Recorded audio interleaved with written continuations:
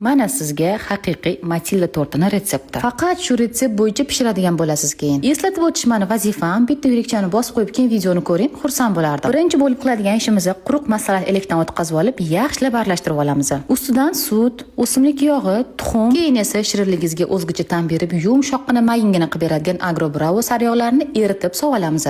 Sodani oksizda o'ldirib, ustidan sovuramiz va yaxshilab aralashtirishni boshlaymiz. Boshida aralashtirish sal qiyinlik tug'diradi. Keyin esa issiqqina damlangan kofeni solsak, yanada osonlashadi.